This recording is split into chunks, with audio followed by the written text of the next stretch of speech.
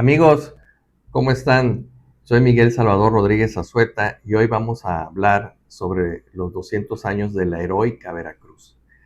Eso es muy importante porque se van a cumplir estos 2 siglos en que nuestra ciudad recibe el título de heroica.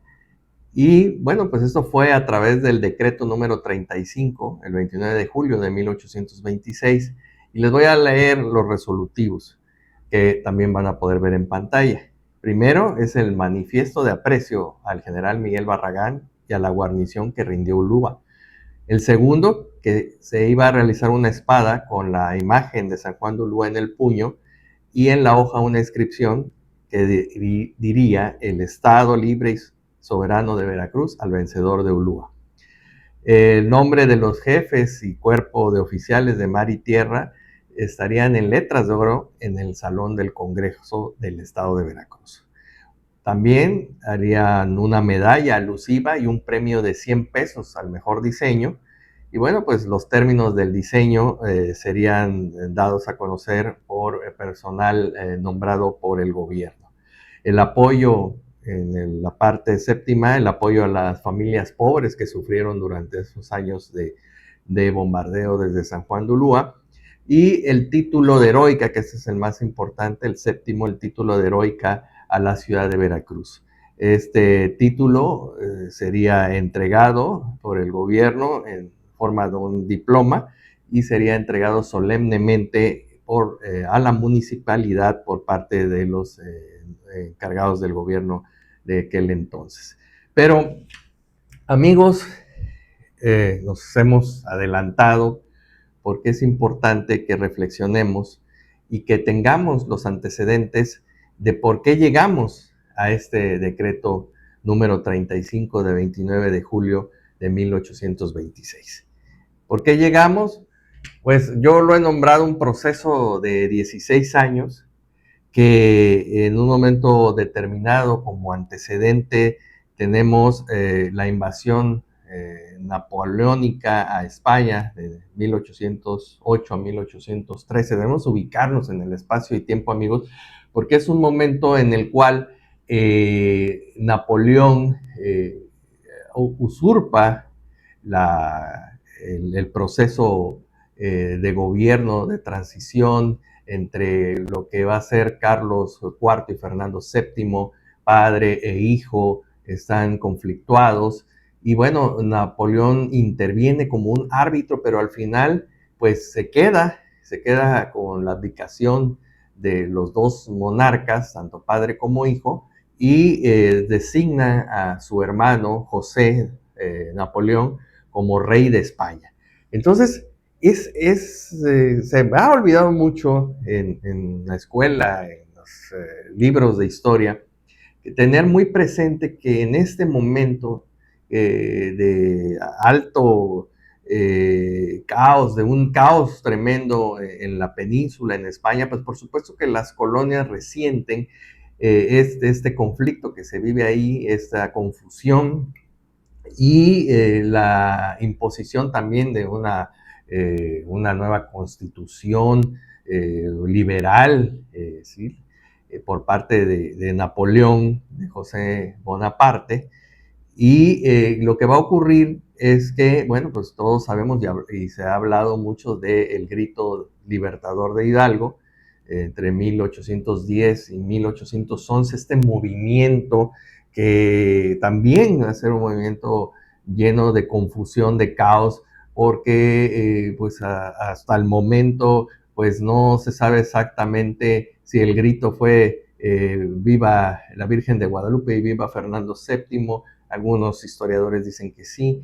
O sea, se pensaba en el regreso precisamente de Fernando VII como rey de todo pues el imperio español. Eso hay que tenerlo muy presente porque en 1812 se expide la Constitución de Cádiz. Pero cuando hablamos de la Constitución de Cádiz también tenemos que tener muy presente que se encontraba el imperio o el gobierno español de José Bonaparte. Entonces existía un conflicto entre quienes respetaban, y esto a veces existe una confusión, en quienes estaban sometidos al reino de José Bonaparte y quienes estaban a favor del regreso de Fernando VII. Entonces, ahí hay que centrarnos también en este proceso, en donde hay una confusión y donde se piensa que nada más existía un solo reino, y no era así. O sea, estaba José Bonaparte usurpando y estaban las personas a favor de Fernando VII. Y bueno, pues aquí en lo que era la Nueva España, debemos también ubicar, no existía México, era la Nueva España, y dentro de la Nueva España, en un momento determinado, existió el Reino de México, y el Reino de Nueva Galicia y otras intendencias que después se fueron transformando por las reformas borbónicas, ¿no? Cuando entra los Borbones al Reino de España. Pero ese es otro tema. Vamos a aclarar lo que está pasando en ese momento, cuando también Napoleón pues fracasa en Rusia, y en 1814 pues, se da el regreso de Fernando VII al trono. Todo el mundo pensaba bueno, que se iba a respetar la Constitución de Cádiz. Resulta que no, que lo primero que hace Fernando VII es negarse a jurar esta Constitución y regresar a este sistema absoluto, es decir, es lo que el rey decide, ¿no? El rey no tiene ninguna imposición, ninguna restricción de una constitución. Entonces, ¿qué pasaba en la Nueva España? Bueno, pues los insurgentes, ante esta ya estabilidad, vamos a llamarle así, del regreso de Fernando VII, pues algunos ya habían sido asesinados, como en el caso de Hidalgo, como en el caso de Morelos, y bueno, algunos otros como Vicente Guerrero y Guadalupe Victoria, que aquí es donde voy a detenerme, don Miguel Fernández, Adauco Fernández y Félix, que sería don Guadalupe Victoria, es un nombre de batalla, un nombre artístico, por decirlo, que él se adjudicó, y él se va a encontrar en la zona de Veracruz, de la provincia de Veracruz, manteniendo la llama independentista. O sea, él sí estaba consciente de que había que separarse de España.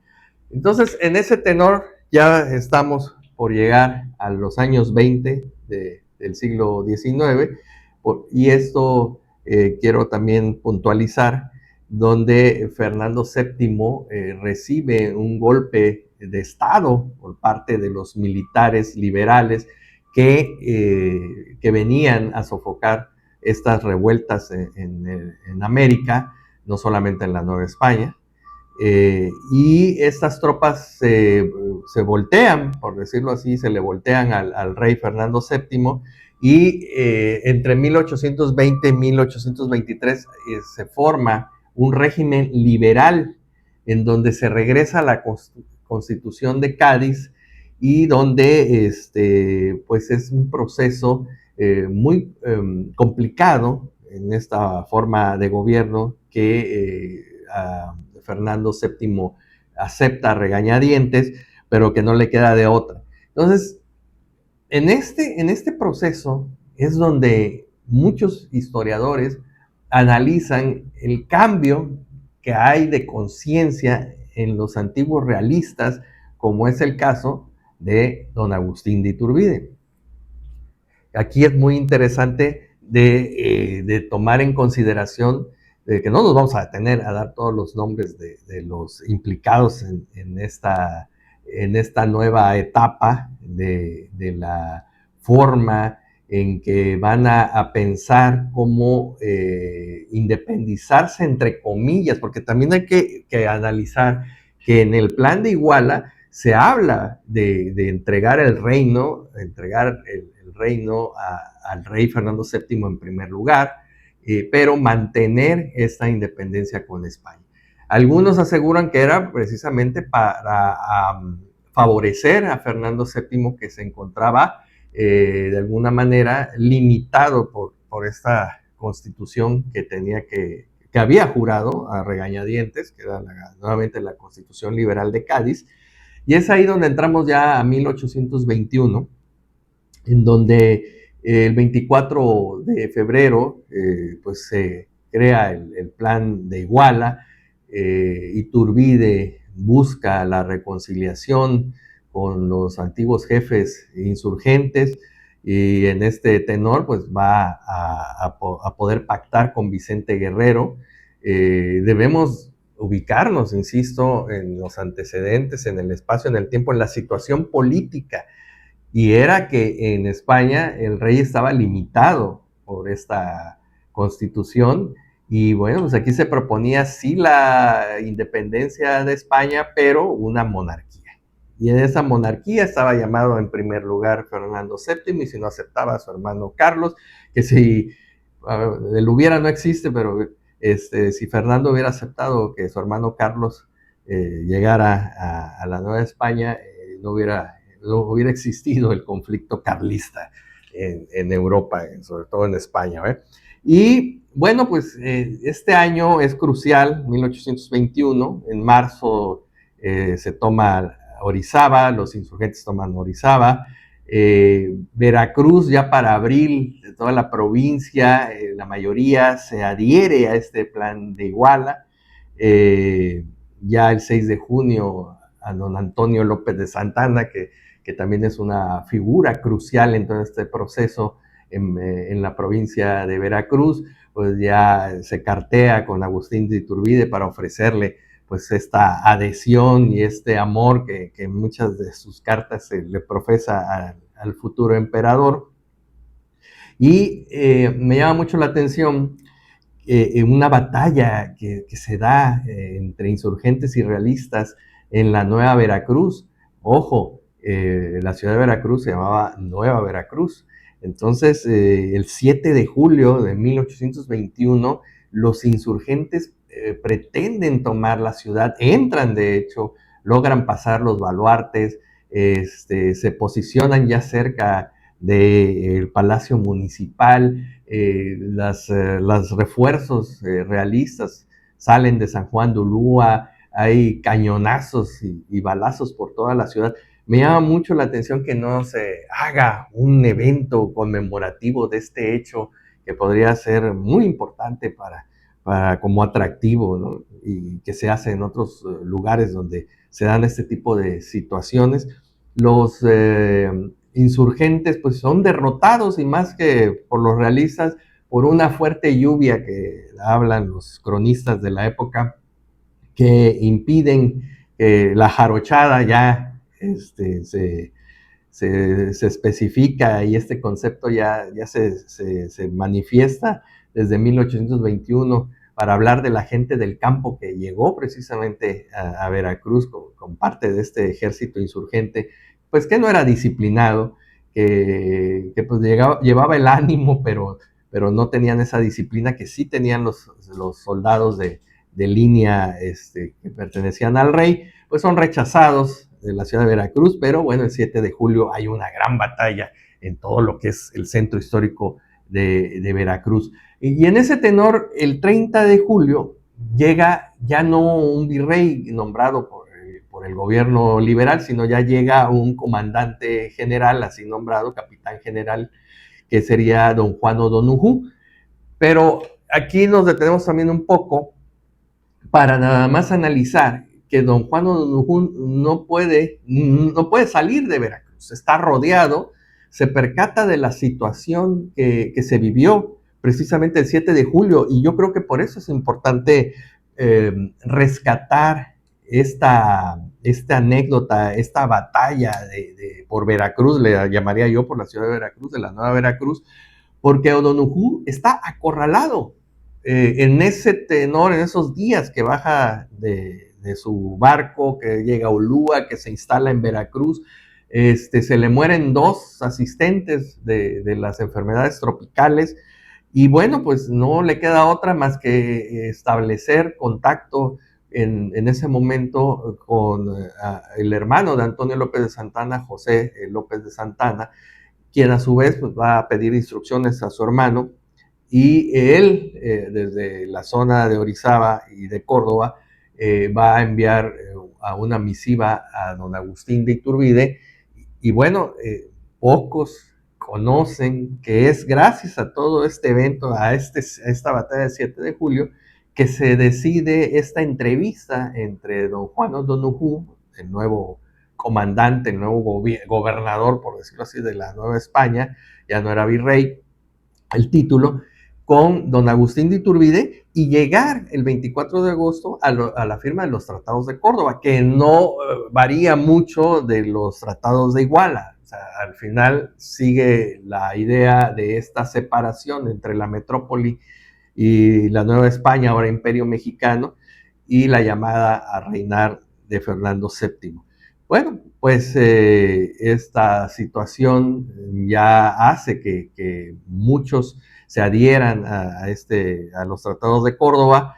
En septiembre, José Dávila, otra figura muy importante, porque él era el gobernador, por así decirlo, de Veracruz, por parte del rey, decide retirarse de la Nueva Veracruz y instalarse en Ulúa. Aquí es donde inicia esta historia, que más que historia parece hasta una novela, que, bueno, que estaría en manos de un buen productor para una película, porque es una serie de enredos, de traiciones, de proyectos fracasados y otros que triunfan dentro de un sistema. O sea, aquí se lleva amor, se lleva política, se llevan intereses, que lo vamos a ver, y también tanto lealtades como traiciones. Muy, muy interesante todo lo que va a suceder a partir de este momento de que San Juan de Ulúa queda a manos de los españoles. Luego entonces ya tenemos ubicado a José Dávila, el comandante José Dávila en San Juan de Ulúa. Recordemos que San Juan de Ulúa era una fortaleza con armamento de la época, por supuesto, y que, bueno, desde ahí se va a volver este baluarte de defensa del rey de España. Bueno, pues el 28 de septiembre, todos lo debemos de conocer, y si no, se los recuerdo. El 28 de septiembre se firma el Acta de Independencia, pues todo es alegría en la Ciudad de México, porque, bueno, entra el ejército trigarante, todos los comandantes, por supuesto que Vicente Guerrero, Antonio López de Santana, y bueno, para el 27 de octubre este ejército también trigarante entra en la ciudad de la Nueva Veracruz. Bueno, pues ya estamos en 1822. ¿Qué sucede en este año? Bueno, pues es importante destacar, primero que nada, que Agustín de Iturbide es presionado, de acuerdo a sus mismas palabras, es presionado para convertirse en emperador. Aquí sí quiero ser muy claro que, dada la negativa del rey Fernando VII a aceptar estos tratados de Córdoba y la búsqueda de quién podría encargarse del gobierno, pues del reinado en el Imperio Nuevo, Imperio Mexicano, ya pasa de Nueva España a Imperio Mexicano, pues Agustín de Iturbide pues decide por situaciones políticas o tal vez aspiraciones personales, pues convertirse en emperador. Pero ojo, aquí también en este año, es un año, vamos a decirle, horribilis, annus horribilis, dijese la reina Isabel II, pues llega Robert Poinsett, que es el enviado de los Estados Unidos, aunque él dice que no. Llega Robert Poinsett a México, también el veracruzano que trae comisión plenipotenciaria por parte de Simón Bolívar, Miguel Santamaría, pero ellos son republicanos. Entonces, Agustín de Iturbide, este tipo de personas, pues no le gustan. Va a haber ahí una serie de conflictos, pero lo importante es cómo desalojar San Juan de Ulúa. Ya lo había comentado hace unos momentos, la vía del asedio no era tan viable, no se contaba con el armamento para hacer rendir a Ulúa, porque pues, insisto, era una fortaleza en el mar, no se contaba con buques de guerra para poder hacer un bloqueo. Entonces, lo que se piensa, y insisto, aquí parece de telenovela, es en hacer un soborno a la guarnición de San Juan de Ulúa para pues, dar la oportunidad que se rindan a través de la cantidad de 550 onzas de oro, pero pues el plan fracasa porque tal vez, digo, así como está planteado en las crónicas y en los registros, se le encarga a Pedro Pablo Vélez que haga este ofrecimiento a la tropa, y pues él, en vez de hacerlo personalmente, lo deja en manos de un pescador, Juan Martínez, quien entrega esa cantidad al comandante José Dávila, y le explica lo que está sucediendo. Insisto, se vuelve esto una comedia de enredos porque José Dávila manda un escrito a la municipalidad de la Nueva Veracruz, pues protestando por este soborno, regresando el dinero, algo que, insisto, es muy interesante porque todo, pues esa documentación se encuentra muy bien clasificada en la obra de Juan Ortiz Escamilla sobre el proceso de independencia en Veracruz. Bueno, pues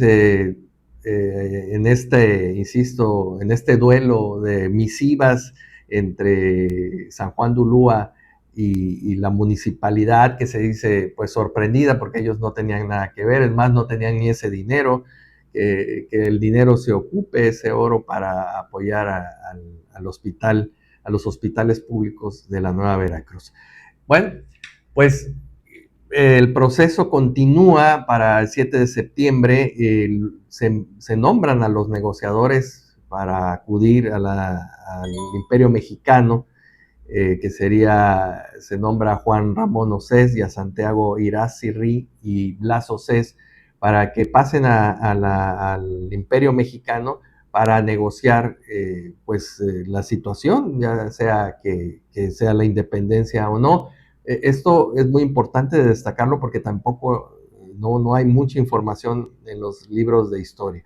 Entonces,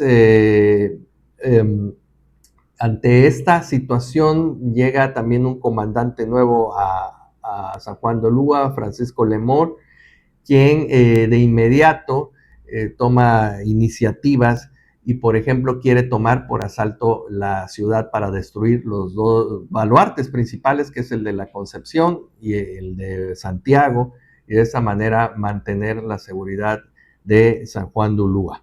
Pero pues esto estamos hablando del mes de octubre, resulta que para el mes de diciembre, y ante una serie de irregularidades que están sucediendo entre un comandante del aprecio de Iturbide, que es Echevarri, y don Antonio López de Santana, que es el conocido, que es la persona de aquí de Tierra Caliente, la persona popular, pues en ese conflicto, insisto, muy dado de una novela de egos, pues llama el emperador a cuentas a don Antonio López de Santana, sobre todo por el intento de toma por asalto de San Juan de Ulúa, donde se dice que a Santana quiso poner, como se dice coloquialmente, poner a Echevarri en manos de las tropas españolas.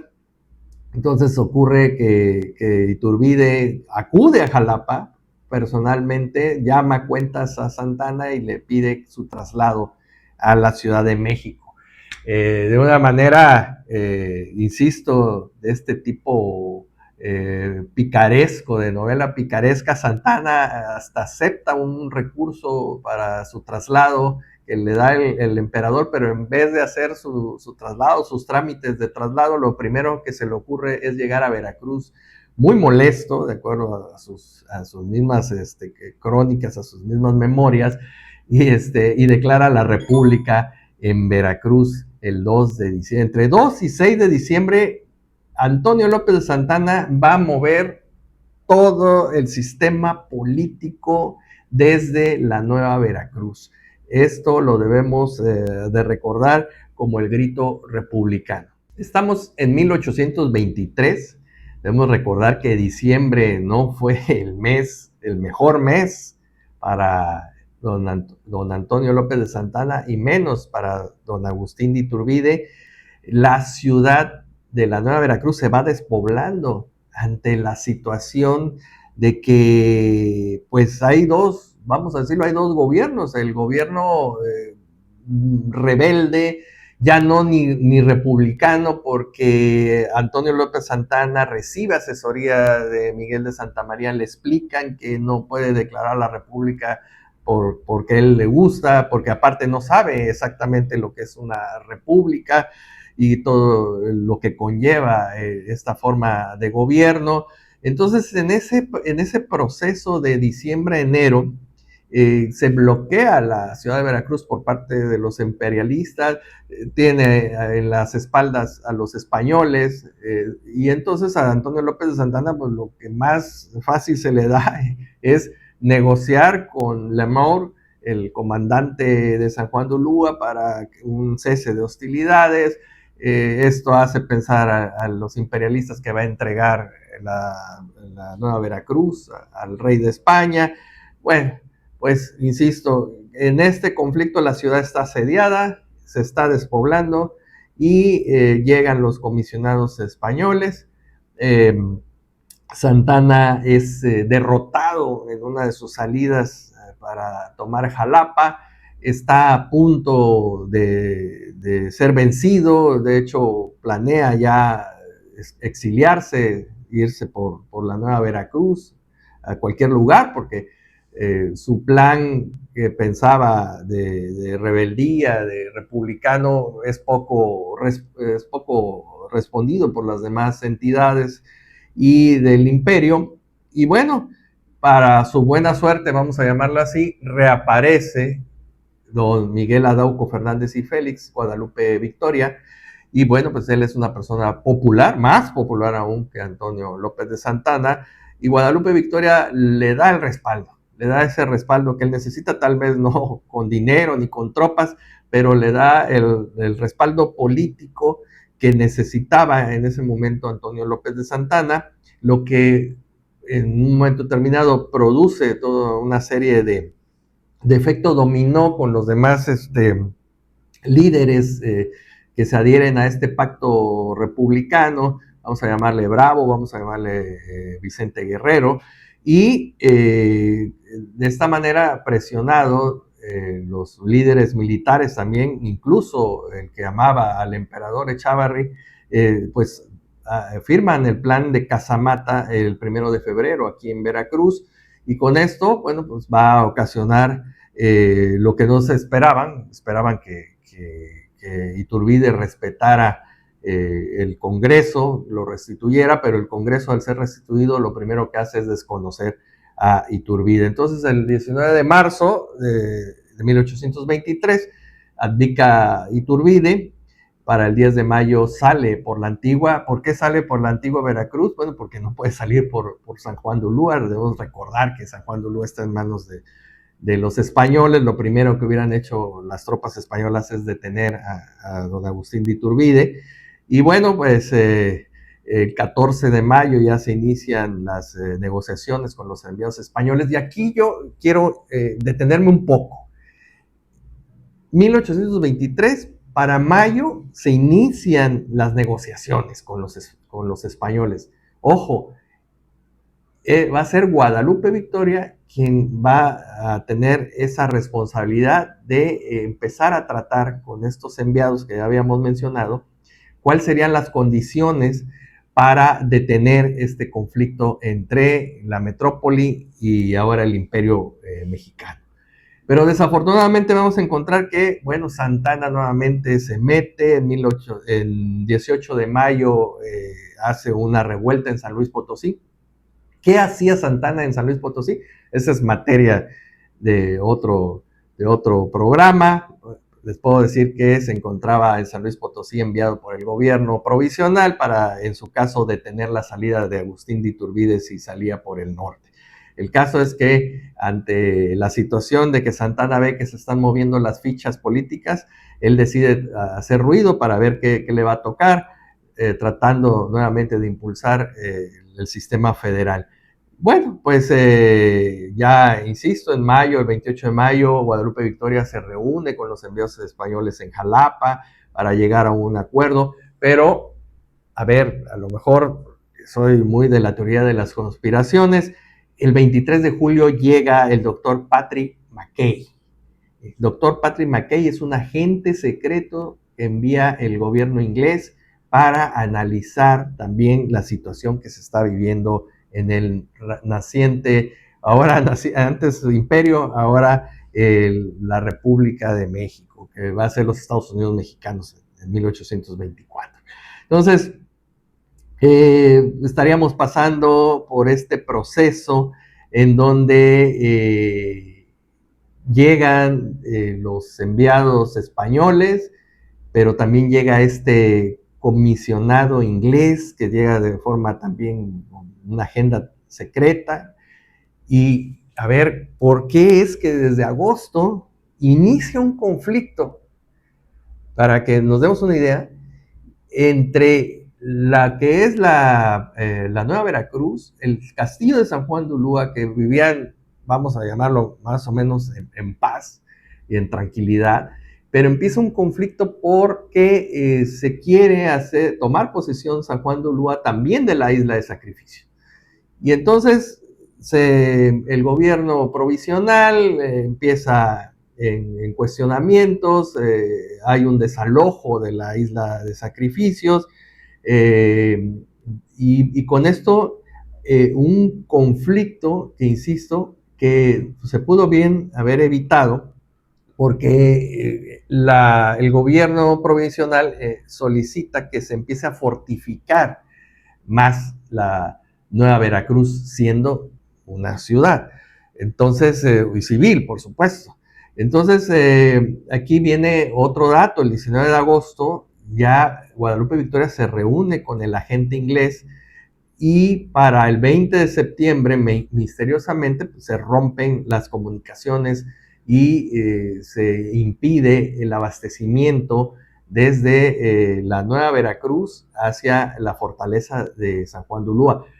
Pues yo creo que había una situación muy difícil porque San Juan de Ulúa se abastecía precisamente de la Nueva Veracruz, de sus servicios, de sus recursos alimenticios. Entonces, al ocurrir este bloqueo terrestre también, más que por bloqueo terrestre, un abastecimiento hacia la fortaleza, pues el 25 de septiembre a la 1 de la tarde, ojo, estamos hablando de 1823, tenemos los datos, gracias, insisto, a la documentación recabada por el doctor Juan Ortiz Escamilla y a los informes de la época. El 25 de septiembre a la 1 de la tarde inicia el bombardeo desde San Juan de Ulúa a la Nueva Veracruz. Y bueno, pues con este bombardeo, por supuesto que el gobierno, el Supremo Gobierno, en ese momento, que todavía estamos en el proceso para la elección de este sistema federal, decreta el bloqueo total de San Juan de Ulúa. Y cosa curiosa, el 15 de diciembre llega el cónsul inglés O'Gorman. Bueno, pues ya estamos hablando de que llegamos a 1824. Y debemos de recordar que si bien es cierto, existió este bombardeo, pues también hay un bloqueo. Y bueno, amigos, pues tal vez San Juan de Ulúa se caracterizaba por su situación de poder militar, pero lo único que podían abastecerse la tropa que se encontraba acantonada, pues tal vez era de agua, que en las grandes tinajas era almacenada. Y bueno, pues en enero de 1824 la situación es crítica. Hay algunas crónicas que nos hablan que la tropa empieza a cocer en agua sus botas de cuero para poderse hacer un caldo. También el único que empieza a no temer por su vida es un perrito que tenían ahí los mismos españoles, porque era el que encontraba las ratas que se cazaban para poder alimentarse. La proliferación del escorbuto, porque, bueno, sí es cierto que pues, se podía pescar, pero tanto alimento salado, sin verduras, sin frutas, le estaba provocando una epidemia de esta enfermedad. Para colmo, la situación del gobierno español pues no es buena, dejan de enviarse los apoyos regulares desde la isla de Cuba para abastecer y para el cambio de tropa.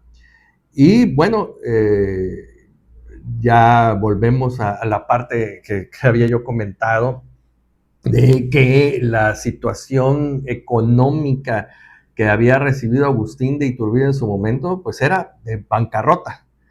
Por eso, parte de las decisiones de Iturbide de tomar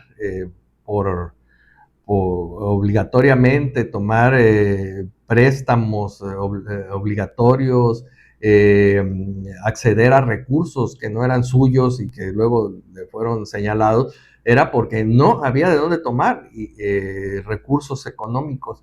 La situación era muy terrible, se debía dinero a la tropa, a los administradores, tan es este conflicto, que también es un tema que lo vamos a tratar en otra entrega, pero para que se den una idea, aquí por eso hablo de la cuestión de la teoría de la conspiración. El 14 de mayo México recibe de unos prestamistas, de un grupo de prestamistas, es más, no es ni del gobierno inglés, logran México acceder a préstamos de 16 millones. Vamos a hablar de uno de los préstamos, que es el de la Casa Goldschmidt, 16 millones de pesos, de los cuales solamente 8 millones se van a entregar. Y insisto, esto es materia de otro programa y no soy especialista, tal vez otro de nuestros compañeros economistas nos diría, pero bueno, se piden 16 millones, de los cuales quedan 8 por todo lo que se hace a los trámites, y al final se reciben solo 5.686.157 pesos por las comisiones que se van a cobrar para este préstamo. Es uno de los préstamos, insisto, es de la Casa Goldsmith, otro es de la Casa Berkeley, y el encargado de proporcionar o de tramitar es Francisco de Borja Migoni, que también es otro de los personajes que luego vamos a encontrar en la historia de México. Y bueno, pues ya se tiene dinero, y lo primero que se utiliza ese dinero es en comprar armamento, en adquirir buques para poder hacer algo con San Juan, pagarle a la tropa. Bueno, pues nos quedamos creo que otra vez igual.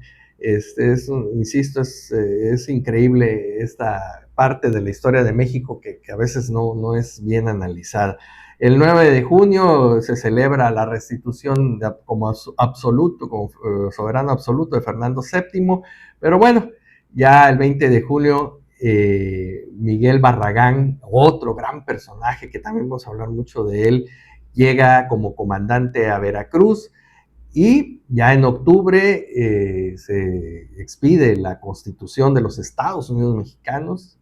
Ojo, ya habíamos hablado la relación de Guadalupe Victoria con los ingleses, con el enviado norteamericano Robert Poinsett, y bueno, pues ya se va a llamar Estados Unidos Mexicanos. Ya nada más la diferencia, ¿no? Ni repúblicas, no, Estados Unidos Mexicanos el nombre oficial. Y bueno, pues también a finales de 1824, el ministro Mariano Michelena va a salir rumbo a Londres. Vuelvo al punto de mis teorías, esa es mi teoría de la conspiración, porque una cosa es que vengan comisionados ingleses, otra que una banca privada haya hecho estos préstamos, pero se necesitaba el reconocimiento del gobierno inglés, y bueno, ya para 1824 Mariano Michelena sale rumbo a Londres a negociar esto. Bueno, pues ya llegamos a 1825, para principios de enero llega el nuevo comandante, José Coppinger, a San Juan de Ulúa. Lamour tiene que salir, está muy enfermo, insisto, la mayoría de la tropa padece de enfermedades terribles como el escorbuto.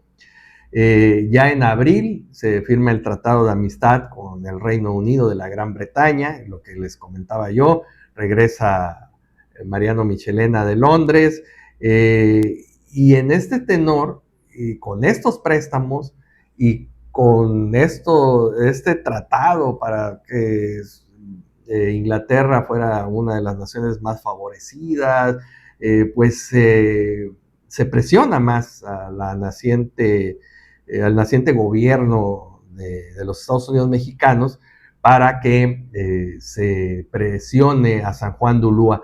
Y es aquí el momento cumbre, el momento en que lo vemos en algunas litografías, en donde la Armada de México pues se cubre de gloria, que pues realmente pues es un momento de decisión en la que un convoy que viene de Cuba con los abastecimientos y para llevarse a los enfermos el 5 de octubre, pues decide ante pues este bloqueo, que no podemos decir que sean unos barcos de guerra muy intimidantes, pero bueno, tal vez el mal tiempo, tal vez sí la decisión, tal vez la formación. Pedro Sainz de Baranda se encuentra al mando de esta flota de bloqueo que, insisto, cuando analizamos que son bombos, piraguas, chalupas, dos bergantines, algo que tal vez no, en sí no hubiera hecho tal frente a esta avanzada del convoy que llegaba desde Cuba, pues estos convoys, estos pertrechos, todo este convoy, lo repito, decide regresarse, ¿no? Llega a San Juan de Ulúa, se regresa y los defensores de San Juan de Ulúa pues ya no tienen, insisto, manera de sobrevivir. Coppinger llega al límite, y el 14 de noviembre inician las negociaciones,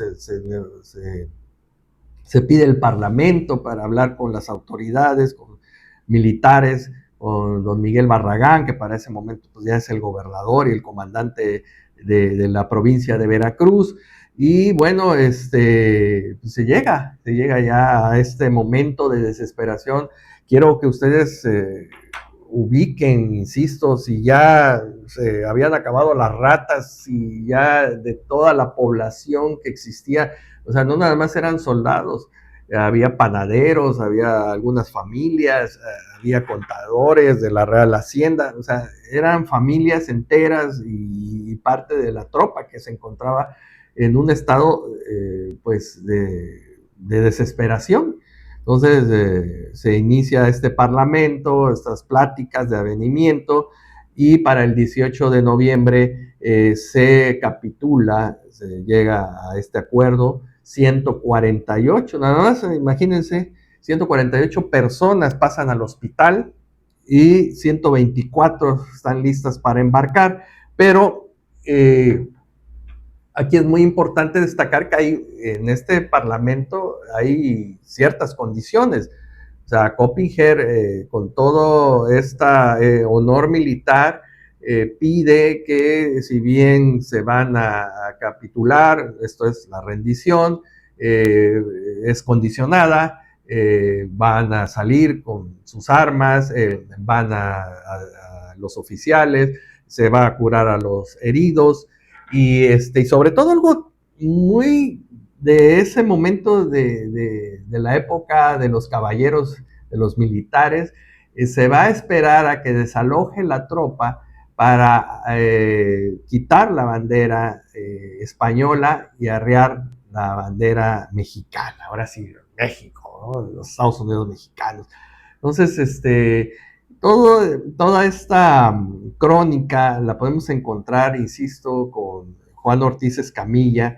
Viene en esta obra en las memorias del comandante Barbabosa, que es muy imperioso que hablemos un poquito de Mariano Barbabosa, porque si bien es cierto no hay más datos en la historia, es una persona muy importante porque formó parte de las negociaciones, incluso junto con Ciriaco Vázquez, este comandante también veracruzano, fueron rehenes. O sea, ¿esto qué quiere decir? Que se ofrecían personas para pasar al bando contrario para comprobar que realmente se estaba haciendo un tratado de buena fe. En caso de que no fuera así, pues quedabas a merced de tu enemigo. Pero Mariano Barbabosa acudió como rehén, se ofreció como rehén, y entonces él estuvo cerca y vio todo y lo registró muy bien. Insisto, las personas que quieran acceder a mayor información, la obra se llama La Guerra de Independencia de México, de 1821 a 25. Es una antología con Juan Ortiz Escamilla como compilador. Y bueno, también tuvimos acceso al primer tratado anglo-comercial, escrito por Carlos Bosch García del Colegio de México, y otras fuentes para las cuales acudimos. Y bueno, pues derivado, insisto, todo esto es el antecedente que teníamos que tratar a partir de 1825, que se cumplen los 200 años, este 18 y 23 de noviembre, donde, bueno, las autoridades navales harán un gran festejo, se va a hacer un congreso internacional, por cierto. Estén muy pendientes de los registros. Y pues el tema que a mí me atañe y por el cual pues, hicimos esta charla, conferencia que iba a ser presencial, la cambiamos a, a virtual por motivos de algunos compromisos, pero que invitamos a todos nuestros amigos y autoridades, a la población, a que reflexionemos con estos datos para llegar juntos al próximo año, que sería el 2026, a los 200 años de este decreto en el cual se le otorga a Veracruz el título de heroica. Entonces como habíamos visto anteriormente, es el decreto 35. Este 29 de julio se cumplen 199 años de la expedición de este decreto, donde se le otorga a la ciudad de Veracruz el título de heroica. Con todos los antecedentes que vimos, vamos a continuar en su momento hablando acerca de todos los personajes, de la situación política y económica que se vivía, porque creo que es importante que lo dilucidemos, que hablemos acerca de estos temas para poder entender con mejores datos cómo llegamos a esta heroica Veracruz. Y ojo, cambia su nombre de Nueva Veracruz a la heroica Veracruz. Entonces, felicidades a la heroica ciudad por estos 199 años y próximo 2026 sus 200 años. Yo soy Miguel Salvador Rodríguez Azueta, de la Fundación de la Crónica de la Ciudad de Veracruz, y me da mucho gusto que hayan presenciado esta charla, y los esperamos para la próxima.